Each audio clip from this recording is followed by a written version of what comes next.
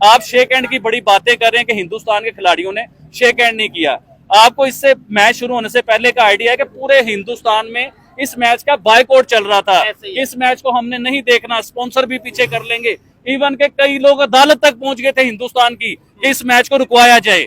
लेकिन देखें, ये बड़ी बात है कि हिंदुस्तान ग्राउंड में आ गया, उसने हमारे साथ मैच कर लिया और बहुत से डॉलर्स हमें भी मिलेंगे, हिंदुस्तान को भी मिलेंगे। ये बड़ी बात है। आप हाथ मिलाने की बातें कर रहे हो। देखिए, जब दिल ही नहीं मिलेंगे, बात तो फिर वही करूंगा। जब इंसानों के दिल ही नहीं मिलते तो हाथ मिलाने की क्या उसमें फायदा। देखें, हमारी और हिंदुस्तान की इतनी ज्यादा दूरी हो चुकी हुई है, दिलों में नफरतें हैं, पॉलिसीज अलग हो चुकी हुई है, जेल अलग हो चुका हुआ है, ट्रेड बंद है, सोचे चेंज है। तो भाईजान, मेरे ख्याल से हाथ मिलाने से ज्यादा बेहतर है कि हमें अपने दिल मिलाने चाहिए। ये चीज है, जबरदस्त, बड़ी अच्छी बात किया आबिद भाई। अब ये भी खबर आ रही है कि पाकिस्तान बॉयकॉट कर देगा क्योंकि एम्पायर इंडिया के साथ मिले हैं, इसलिए पाकिस्तान को बॉयकॉट करना चाहिए, नेक्स्ट मैच इंडिया से खेलने चाहिए। खबर अगर ऐसी सच है तो खेलने चाहिए या बॉयकॉट करना चाहिए? देखिए, पाकिस्तान ने इतराज ये उठाए, 2-3 इतराज उठाए हैं पाकिस्तान ने कहा है कि हिंदुस्तान जब उनकी टीम ग्राउंड में आई है तो प्रोफेशनल नहीं बन के आए वो लोग, क्योंकि प्रोफेशनल लोग हाथ मिलाते हैं, जफ्फियां डालते हैं। भाई, पप्पी जफ्फी करने से अगर कोई प्रोफेशनल हो जाता है तो भाई फिर मैं आपसे पप्पी जफ्फी करता हूँ, हम लोग प्रोफेशनल बन जाते हैं। तो प्रोफेशनल, एक तो बात ये आ गई हाथ मिलाने की। दूसरा, उन्होंने क्या, जो रेफरी थे मैच में टॉस के टाइम पे जो 2 लोग मौजूद थे ना रेफरी, उनके ऊपर इल्जामात लगे हैं कि उन्होंने पाकिस्तानी टीम के कप्तान को मना किया हाथ मिलाने के लिए। वैसे मेरी समझ में ये बात नहीं आई, क्योंकि रेफरी कभी भी किसी को मना नहीं कर सकता कि आप हाथ ना मिलाएं।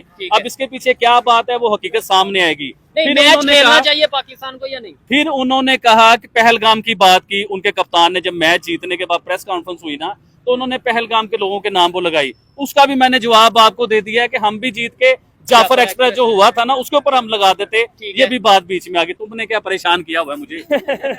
अच्छा, ये अगर कैमरामैन दिखाएं कितने लोग आबिद भाई की बातों को, वीडियो के अलावा भी कितने लोग मौजूद हैं जो ये इस तरह खड़े होकर सुन रहे हैं। आबिद भाई की आवाज में या बातों में इतना दम है कि शायद लोग खड़े हो जाते हैं। इधर रोड पे बाइक्स खड़ी हो गई और लोग सुन रहे हैं बकायदा तौर पे। आबिद भाई, क्या समझते हैं आपको आने वाले टाइम में? पहले तो ये बताएं, मैच की परफॉर्मेंस की बात कर रहे थे, मुझे आपने ईमानदारी से जितने भी पाकिस्तान के 11 प्लेयर खेल रहे थे उनका नाम बताएं। आता है, आप तो क्रिकेट लवर हैं ना। मैं हकीकत बताऊं, आप मुकाबले करा रहे हैं हिंदुस्तान पाकिस्तान के। हिंदुस्तान की टीम में आज भी आपको बहुत बहुत बड़े स्टार नजर आते हैं जो वर्ल्ड रैंकिंग में नंबर 1 जाके बैठे हुए हैं। अब मैं आपको हकीकत बताऊं, अगर आपने नाम का पूछा ना, मुझे यकीन करें कि हिंदुस्तान क्रिकेट टीम के 80% नाम याद होंगे और पाकिस्तान की टीम में से 4-5 लोगों के सिर्फ नाम याद हैं, क्योंकि नए चेहरे हैं, नए लोग हैं, नहीं पता उनकी परफॉर्मेंस के बारे में, नहीं पता उनकी क्वालिटी के बारे में। तो देखें, बात होती है प्लेयर की, प्रेशर को हैंडल करने की। बाबर आजम को होना चाहिए था सर, बिल्कुल होना चाहिए था। ऑब्वियसली आज बाबर आजम की कमी फील होती है। ये तो वैसे गलत बात है। जब बाबर आजम खेल रहे होते हैं तब हम कहते हैं बाबर से परफॉर्म नहीं हो रहा, बाबर को निकाल दो। जब बाबर आजम नहीं होते तब हम कहते हैं बाबर को ले आओ। जी, मैं बिल्कुल बताता हूँ। और भाईजान, नए बच्चों की टीम लेके चले गए, नए लोंडों की टीम लेके गए आप। उसके बीच में कोई प्रोफेशनल तजर्बेकार कोई मंजा हुआ खिलाड़ी था आपके बीच में? अगर आप मंजे हुए खिलाड़ी की बात करते हैं शहीनशाह अफरीदी, तो शहीनशाह अफरीदी के साथ जो हुआ है ना, शहीनशाह अफरीदी भी सारी जिंदगी उस जो छक्के पड़े हैं वो याद रखेंगे। नहीं, लेकिन शहीन भाई ने छक्के मारे भी हैं, ये भी देखो। और भाईजान, हमें बैट्समैन से छक्के चाहिए, आप क्या बात कर रहे हो? हमें शहीन से उम्मीद थी कि शहीन साहब आएंगे, पहले 2 ओवर में विकेट्स निकालेंगे। अब आप बॉलर को ले आए बैट्समैन की जगह पे, और शहीन शाह उधर 100 स्कोर भी कर जाता ना, तो हमें उस 100 स्कोर की जरूरत नहीं थी। हमें जरूरत थी कि शहीन शुरू में आते, आके 2-3 विकेट निकालते, हिंदुस्तान की टीम को प्रेशर में लेके आते। और प्रेशर में लाने के बजाय खाना खराब हो, तुम खुद ही प्रेशर में आ गए। और ये कोई नई बात नहीं है, आप हिस्ट्री निकाल के देखें। हिंदुस्तान पाकिस्तान के को 5-10 टूर्नामेंट निकालने वर्ल्ड कप के, पाकिस्तान के साथ हमेशा यही हुआ है। ये मैदान में आते हैं, हिंदुस्तान की टीम को सिर्फ देखने की देर होती है, इनके हाथ पांव कांपने शुरू हो जाते हैं, इनकी दिल की धड़कनें तेज हो जाती हैं। आप हिस्ट्री निकाल के देखें, हिंदुस्तान पाकिस्तान के को 5-10 टूर्नामेंट निकालने वर्ल्ड कप के, पाकिस्तान के साथ हमेशा यही हुआ है।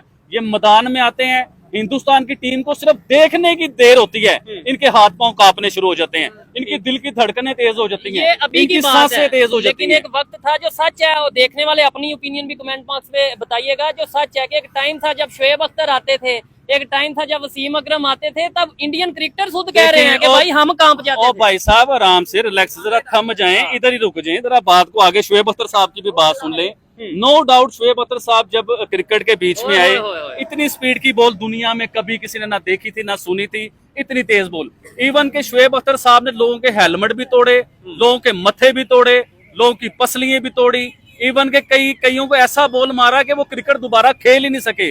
वो क्रिकेट के डॉन थे शुएब अख्तर साहब, वो बादशाह थे क्रिकेट के साथ। लेकिन वही शुएब अख्तर थे, वही शुएब अख्तर थे, वही पाकिस्तान का कजाफी स्टेडियम था, वही उनके सहवाग थे।